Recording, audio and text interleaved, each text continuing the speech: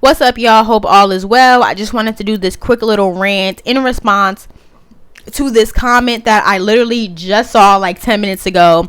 And this kind of coincides with another thought that I've had on my mind for the last couple of days. So let's get into it. And of course, Kim Kardashian and the one drop rule don't really relate to each other. These topics don't really have any correlation to each other in terms of theme, but I kind of have the same like mentality towards both topics because I feel like, well, I'll keep this conversation between black women because that's the spaces that I run in and this channel is for black women, period. It's for women in general, but with a black woman focus. But anyway, I often hear black women saying that it is other black women's fault for Kim Kardashian being so successful and that we are the people who have supported her and elevated her fame. And I also hear black women telling each other that because we accepted the one drop rule and accepted biracial people as part of our community, that is why we are experiencing colorism. And both notions I vehemently completely disagree with and actually find to be kind of silly. Alright, so let's start with the Kim Kardashian thing. I don't know where this idea comes from that black women in large numbers are out here supporting Kim Kardashian and putting money in her pocket, because I grew up in uptown New York. I grew up around only black and Hispanic people and people of color. And I do not know not one black girl. I don't even know one Latina that supports Kim Kardashian or is a Kim Kardashian stan. And I'm not talking about simply following her on Instagram or liking a few of her pictures or whatever it is, or even watching Keeping Up with the Kardashians. I'm talking about actually being a Kim Kardashian fan, following these women, buying their products. I mean, the Kardashian family in general. But I do not know girls, black girls, and girls of African descent, girls of color, who are supporting Kim Kardashian in droves. Like, just because you watch somebody's TV show or you follow them on Instagram does not mean you're their main support system. And I just don't believe for 1 second that black women are the main people who supported Kim Kardashian. And I don't understand why a lot of content creators on YouTube be saying that and like be talking like low-key talking down to black women or scolding us, saying that we're the reason why the Kardashians are famous and successful. Like, are you shitting me? I'm just making the point that like black girls do not relate to the Kardashians. Black girls are not out here supporting the Kardashians in droves. And I don't know where that idea came from. Like, I just don't understand where that came from. Black people don't even keep up with the Kardashians like this. Yeah, I understand that they post them on the Shade Room and, you know, they post them on all the urban blogs and whatnot, but that's really because they have biracial children and they're in relationships with black men, that in high profile black male celebrities. That is why they get attention from the black community. Otherwise, the black community is not the Kardashians' main source of bread and butter or their main fan base. Their main fan base is other white girls. Like, literally, the ones who buy their products, the ones who support them on social media, the ones who are emulating their looks, these are white girls. America is a white Christian country. Do not let them gaslight you into believing that this is a melting pot. It is not. This is a white Christian country. And so to be one of the most popular families in pop culture, to be one of the richest celebrities, to get to is she a millionaire, billionaire? I don't even know. I think she's a millionaire. To get to millionaire status, you need the support of the white Christian majority in this country, because the majority of this country is white. So if the Kardashians are so rich and powerful, you cannot possibly believe that their main bread and butter and their main audience is black people, because nobody who's popular amongst black people is in the realm of the Kardashians. I'm sorry. People on Love and Hip Hop don't count. Has been R&B singers do not count. All of the black celebrities that you see that have had mainstream crossover success and that are nationwide loved celebrities and are in the same financial bracket as the Kardashians. I'm talking about Jay-Z and Beyonce, LeBron James. I just wanted to say that. Nicki Minaj, the Smiths, those types of black people who have reached a certain level of status within this country, they got there with the support of the white majority in this country. They got there because they have a strong mainstream fan base. I'm sorry to break it to you, but black culture, the people who are popular amongst black people are not mainstream. And I'm gonna need black people to understand that just because somebody is popular amongst black people does not mean they are mainstream. So bringing that back to the Kardashians, if the Kardashians are the most popular, some of the most popular women in this country, how is it possible that it was black women who made this woman famous?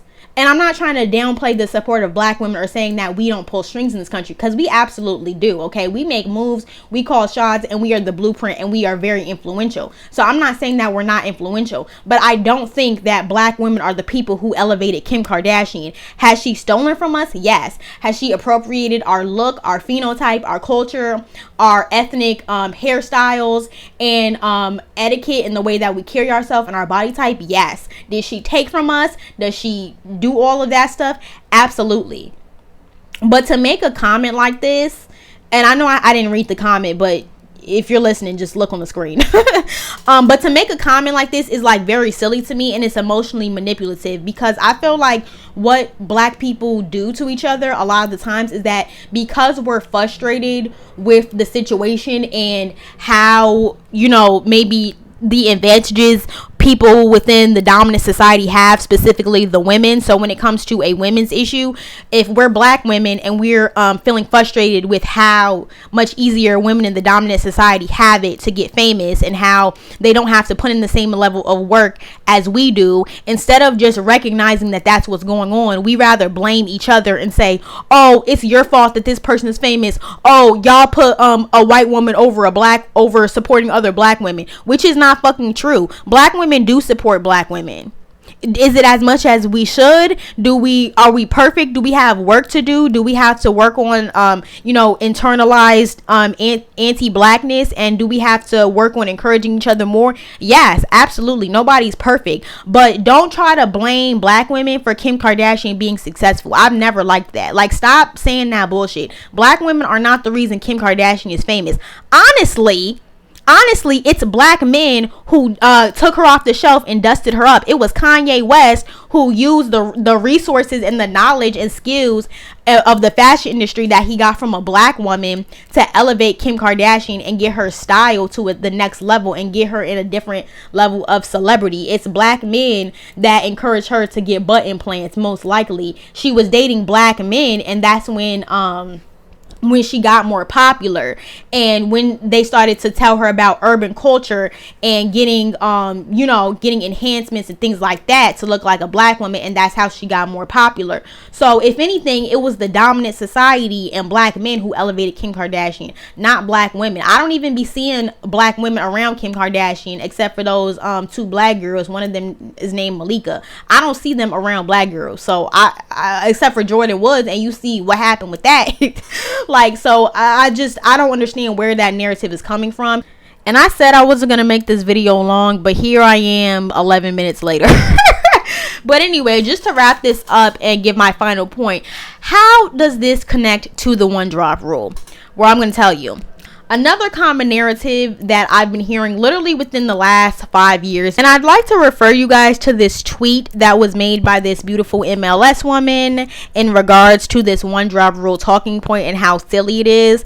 And I completely agree with the problem that's here in America is that America refuses to acknowledge mixed race identity, and it only gives you the option of white and black. It refuses to acknowledge the existence of mixed race people. That is America's issue, and that is why there's so much confusion about what's the difference between a black person and a mixed person. It's not because of the one drop rule. It's a part of American culture and embedded within American history to deny mixed people the right to identify how they choose and the right to identify as mixed race. And black people do not control the society, so we did not have a say in that. And I don't think that is fair for black people to be telling other black people that we're at fault for this problem, because we're not. And then it's like, why don't you take this smoke to the people who control this damn society? Because when that skeleton biracial girl who was being coined the first black woman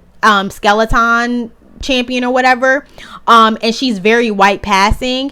It was not black women and black people who were coining her the first black skeleton person. I looked up these articles and it was white men who wrote these articles, just like it's white men who control this damn society. Meanwhile, I don't hear none of y'all taking none of this one drop rule smoke to them. I don't hear none of y'all taking this one drop rule issue to the US government. But anyway, I found out that in the 1930 census was actually the last time that the categories of mulatto, octoroon, and quadroon were listed on the census. So actually, those racial categories for mixed race people actually were on the census. There were periods in history where certain states did allow mixed race people to identify as such on government documents, and this was actually going on at the same time the one drop rule was in existence. And even if you read historical documents from that time,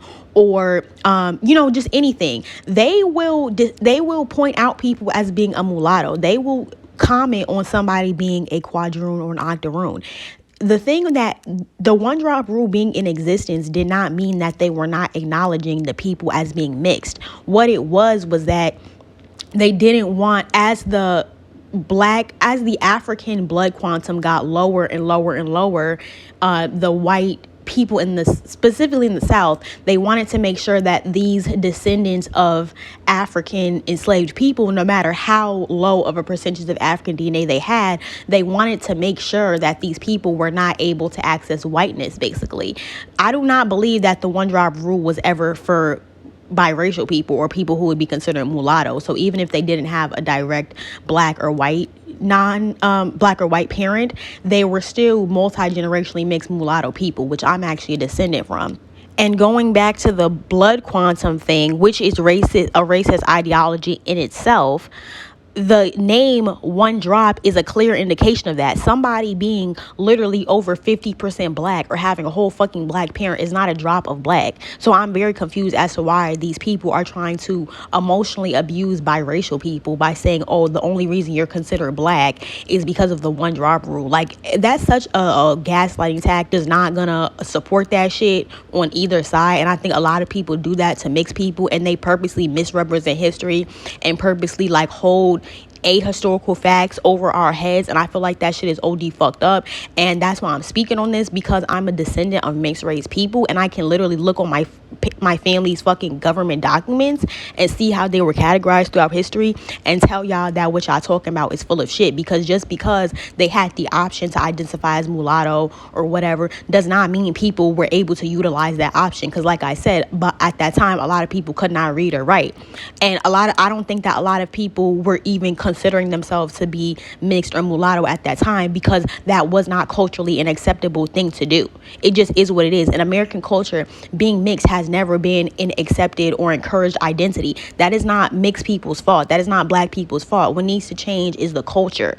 And the one drop rule is something different than America choosing to completely ignore mixed race identities, which is what they do. And you can even still see that going on today. We have a whole term for somebody who has two parents of different races. It's called biracial, yet America still refuses to acknowledge biracial people as biracial and will still call them black. And it's usually not even, sometimes it's black people and mixed people doing that, but I see white people doing that all the time. I hear white people calling biracial people black all the time. I don't hear nobody having no smoke for them. We need to change the narrative and the ideology surrounding mixed race identity in America and show people that that is a valid identity that needs to be respected and acknowledged and properly documented as such. That's what needs to happen. American culture needs to change. The American mindset towards a mixed race child and mixed race people is what needs to change. The one drop rule is not being practiced anymore. And to tell biracial people that the only reason they're considered black is because of the one drop rule is very manipulative.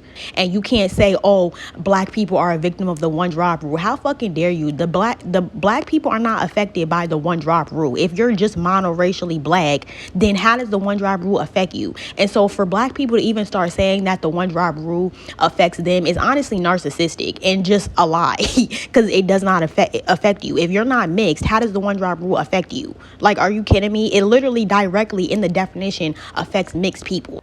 And the reason I consider it to be emotional abuse on the part of the Black community is because you cannot sit up and tell a group of people and raise your biracial children to believe for years and years and years that they're monoracially Black, and that if they don't claim Black, that they're self-hating and rejecting their Blackness, and basically peer pressuring them and socially forcing them to identify as Black and shaming them out of identifying as biracial. And they don't only do that to biracial people, they do it to all mixed people in general. You cannot do that for years and years and years, and then all of a sudden in 2020 decide that you don't want Black people to be called Black anymore because it's inconveniencing you. Because that's all this is about. This is not about what they feel like is actually best for biracial people or for mixed people. That's not what this is about. They're mad because they are being inconvenienced. They feel like that's what they think, that they're being inconvenienced or that they're being slighted because of the one drop rule. That's the only reason why now they're saying that. They don't actually care. So it's like, you cannot tell people for years that they're Black and basically force them to identify as Black, and then turn around and say, oh no, you're not actually Black, you're only Black because of some antiquated 18th century or 19th century rule that was practiced in the antebellum South. Like, are you kidding? And then why are they always connecting what went on in the 1860s to why they're treating light-skinned and mixed people like shit in 2021? Have you noticed that? They're always using slavery and stuff that happened in the past to justify why they treat light-skinned and mixed people weird in this century. And it's like, it doesn't work like that. They know exactly what they're doing. You know good and damn well that you're the main group of people that was telling biracial people that they are Black. So you don't get to turn around now and try to rewrite history and blame the U.S. government for why you've been implementing a one drop rule in your own community and not letting biracial people identify as biracial for various reasons. And to pretend like that's not the truth is just manipulative. And I feel like Black people use a lot of manipulative tactics on mixed people, and I just can't support that shit. And my bad, I went off on a little bit of a tangent, but I'm saying you cannot say that the one drop rule is what makes mixed people seen as Black in America, because actually what makes mixed people seen as Black in America is racism and hypodescendence. I'm not even going to go into what that is, but I'm going to put up the definition on the screen. And I would actually argue hypodescendence and blood quantum mentalities towards race is why mixed race people are seen as Black at large. And even outside of America, in other countries where there was never a one drop rule practice, in some countries they will still see mixed people as Black simply because you have African blood. When the one drop rule was in existence, literally at the same time when mixed people had the option to identify on the census as mulatto, quadroon, or octoroon, literally when the one drop rule was being practiced, people were still acknowledging people as mixed. That is not going on anymore. They stopped doing that in 1930, like I said. So y'all are really just trying to misrepresent history just to support a narrative and a talking point. And I just cannot support that. Stop lying on mixed race history just to make y'all points. Stop lying on mixed people and what we've been through throughout history just to make y'all points. Like, seriously. And then to try to conflate colorism with racial identity and try to say that there's a correlation between the one drop rule and colorism, I think that shit is manipulative as well, because those are two separate issues. No, just say you don't want mixed people a part of the Black community and that you want other Black people to reject them. Just say that. Don't get online and tell Black women, oh, the reason why we're not getting represented is because you accepted biracial people as being Black. Black people did not have a choice. Black women especially did not have a choice. So it is very manipulative and unfair to tell Black women in a purposeful misrepresentation of history that the reason why we're having all of these colorism issues is because we've decided to accept biracial people who are legitimate members of our community. That shit is very manipulative, and you're basically trying to imply that colorism and the over representation of light-skinned and mixed women in the media is mixed women's fault on purpose, and that it's Black women are at fault for that. And it's not fair to say that, because you're just simply misrepresenting history. And like the tweet says, you're taking an ahistorical fact. Number one, you're taking it out of context and you're trying to use it as a means to turn people against an entire group of people. And let's say by some crazy phenomenon that there's some type of separation between black people or the black community and the mixed race community within the next 5 years or so. Let's say that happens. Is that going to make colorism go away? No, because you're still going to have quote unquote so-called fully black light-skinned people. And the reason why I say so-called fully black is because we know most black Americans are not monoracial. But I digress. That's a whole different video. But what exactly, let's say that we stop accepting biracial people as black and stop calling mixed people black. Let's say that happens. Is that going to stop colorism? Is that going to aid colorism? No, it's not. Because mixed and light-skinned people are not going to fall off the face of the earth. Just like colorism is not going to magically disappear because you decided that there's a difference between being black and mixed. Because the entire rest of the world, the entire rest of the African diaspora has already made that distinction, and colorism is still an issue. In fact, in countries with a large black population that didn't have a one-drop rule, colorism is actually worse. In Latin America, colorism is actually worse. And they never had a one-drop rule. So I'm very confused as to how those two things correlate. Like, you can tell that when people don't know anything about the rest of the world and they base everything on what's going on in America, because that just doesn't make any sense. Let's say that mixed race people go and create their own community. Is that going to make colorism in the black community go away? No, it's not. So that's why I'm trying to say that the only reason that these propagandists started to conflate racial identity and mixed race identity with colorism is because it was a clever way to basically push mixed and light-skinned people out of the black community. And it's not just about biracial people and mixed people. It's not, because they're doing the same thing to light-skinned black people. And that's why I started talking about this shit, because they're trying to make it seem like this is all about colorism, when no, this is a very well thought out devised scheme for them to try to turn other black people against mixed and light-skinned people. And that's why they keep trying to make this one-drop rule shit about colorism when it's not. These are two separate issues. But get in the comment section, let me know what you thought about this video. What do you think about my take on the Kardashian success as well as the one-drop rule? Typically, I don't really like to discuss identity and like race and stuff like that in this type of context on videos, but I just felt like that narrative should be addressed, especially by someone who can directly connect their lineage to the one-drop rule. I think I'm more than qualified to speak on this considering my direct ancestors were actually affected by it. So yeah. So that's why I decided to, because I just feel like, yeah, that's just, that whole narrative is causing unnecessary confusion, and it really is a misrepresentation of history. I'm not saying that we shouldn't be teaching the one-drop rule, or like we shouldn't be talking about it, but like you shouldn't be misrepresenting history either. And so that's my problem. So yeah, get in the comment section, tell me what you thought about this video. Hopefully you learned a little something, or maybe got a different perspective on something. I haven't really heard anybody have a take like that, so I'm excited to hear y'all's reaction.